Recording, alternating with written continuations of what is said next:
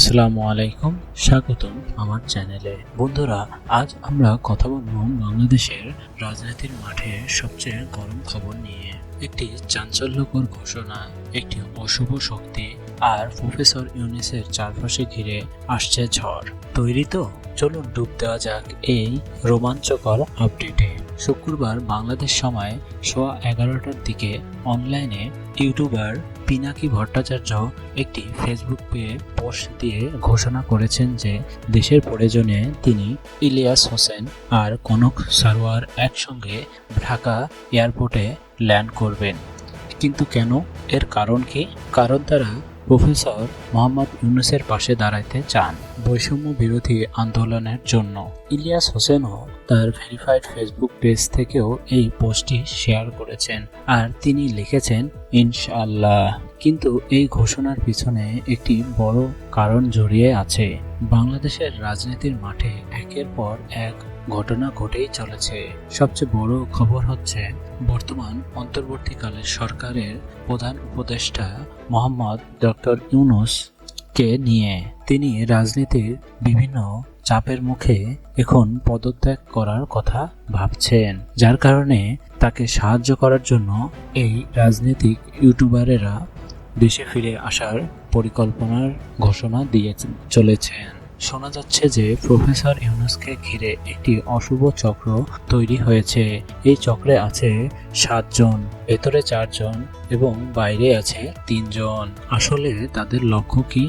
তাদের লক্ষ্য হচ্ছে দেশের নির্বাচন এর দিকে না গিয়ে প্রফেসর ইউনূসকে জনসম্মুখে একটি খারাপ ব্যক্তি হিসেবে প্রকাশ করে তুলে ধরা।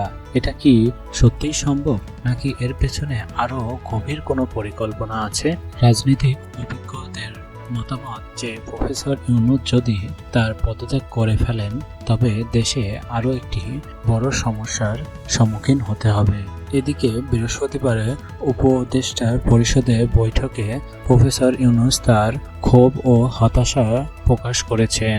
তিনি বলেন, ঢাকায় প্রতিদিন সড়ক আটকানো আন্দোলন রাজনৈতিক দলগুলোর মধ্যে দৈনন্দিন একটি কাজ হিসাবে পরিণত হয়েছে।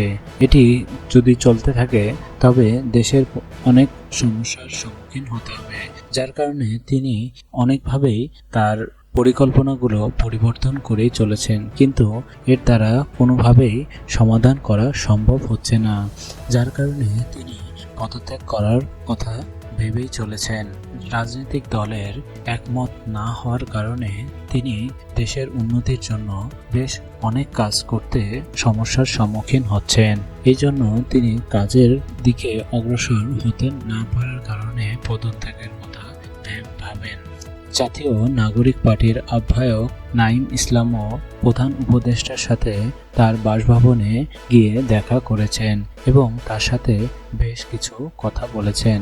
এবং যখন তিনি তার বাসভবন থেকে চলে আসেন তখন বিবিসিকে একটি ইন্টারভিউ দেওয়ার সময় তিনি বলেন প্রধান উপদেষ্টা পদত্যাগ করার কথা ভাবছেন।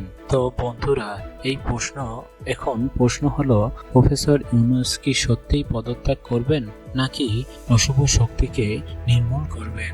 তিনি নতুন কিছু করে দেখাবেন। আর পিনাকি, ইলিয়াস, কনকের এই ঘোষণা কি বদলে যাবে, নাকি এটি সত্যি হবে? আপনাদের মতামত কি অবশ্যই কমেন্ট করে জানাবেন। আর এই ধরনের আরো আপডেট পেতে চ্যানেলটি অবশ্যই সাবস্ক্রাইব করবেন এবং লাইক দিবেন এবং আমাদের সঙ্গে যুক্ত থাকবেন।